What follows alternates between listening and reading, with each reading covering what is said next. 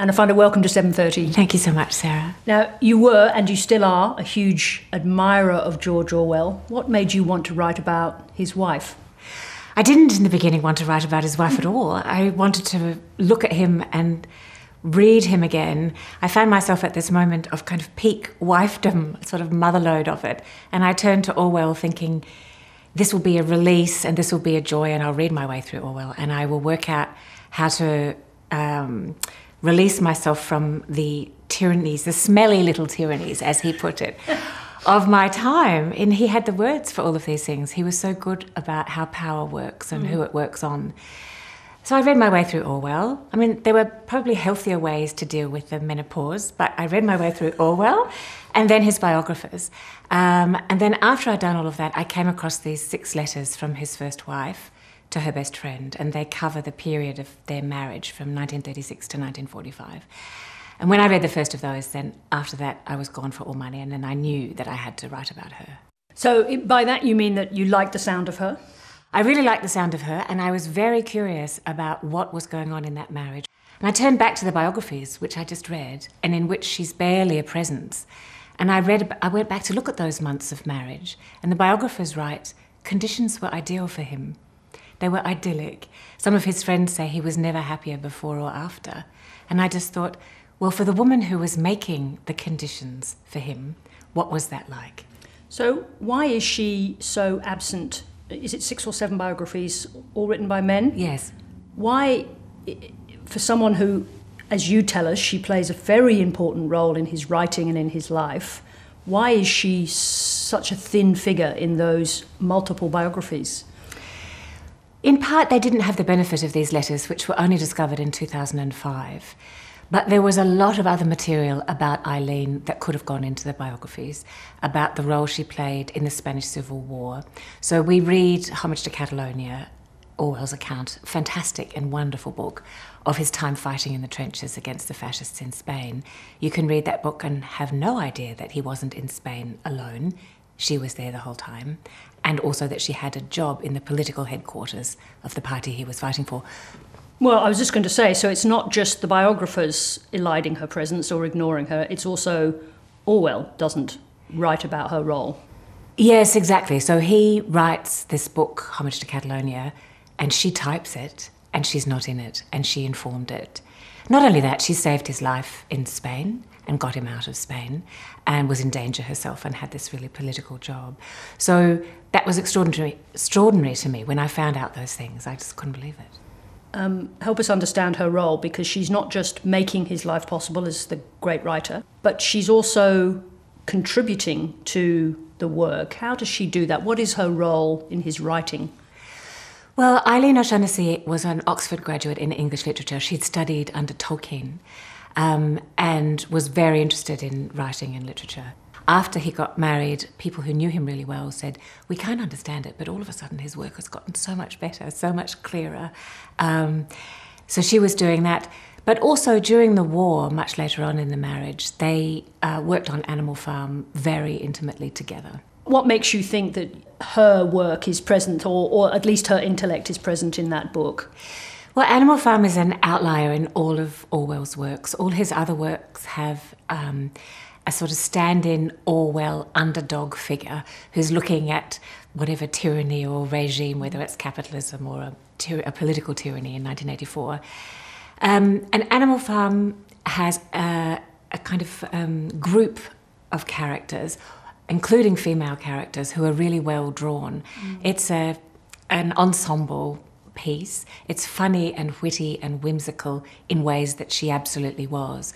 So they were writing that. He wanted to write initially an essay critical of Stalin.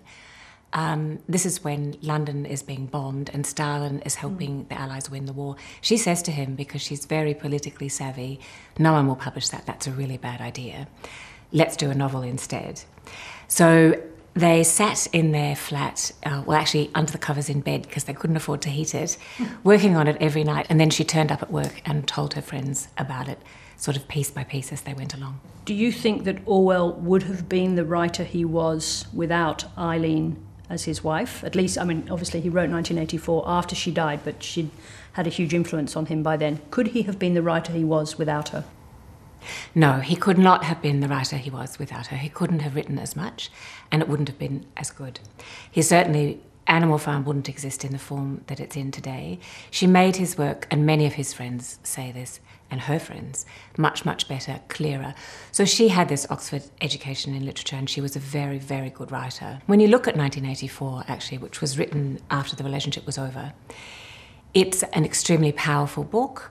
It is also horrific, sadistic, misogynistic, and probably, this is my view, 10,000 words too long. She would have made that a much better, less extreme work. I mean, he was dying as he was writing it. I have enormous sympathy for him, but she would have made it better. I miss her influence on that book. Now, Orwell made it very clear that he, at different times, in which we read in the book, that he hated the idea of biography. It made him spitting mad. Yes. Do you feel that you're trespassing or transgressing in some way by going to the most private part of him? I was very worried about invading his privacy in a way that anybody would hate, and I would certainly hate. But really, when you look at private life, that's where women live. That's where she lived. So to find her, I had to go there.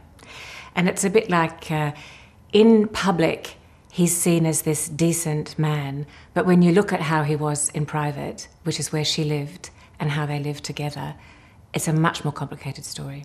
This is one of your own lines. Does it require doublethink? Orwell's great famous phrase. Does it require doublethink to admire the work and ignore the behaviour of the private man?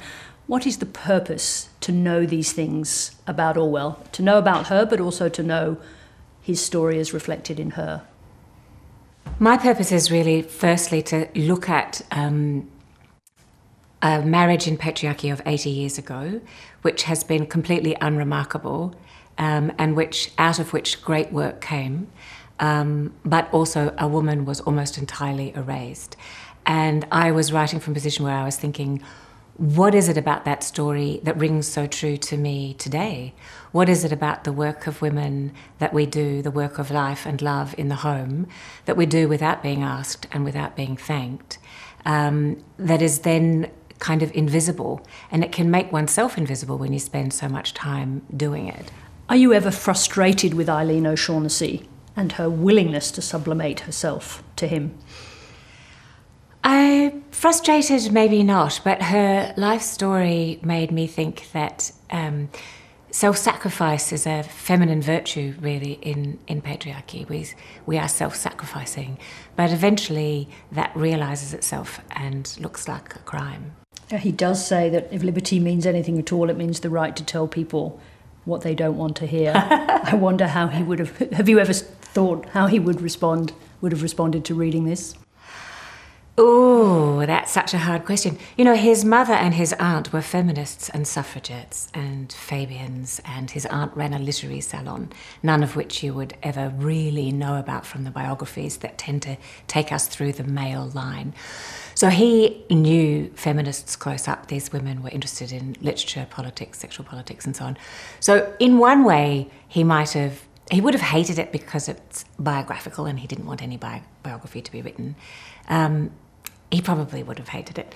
But a tiny bit of me hopes that he might have enjoyed seeing some of these things that he was refusing to see at the time. I enjoyed it. Anna Funder, thank you very much indeed for joining us. Thank you so much, Sarah. It's a pleasure.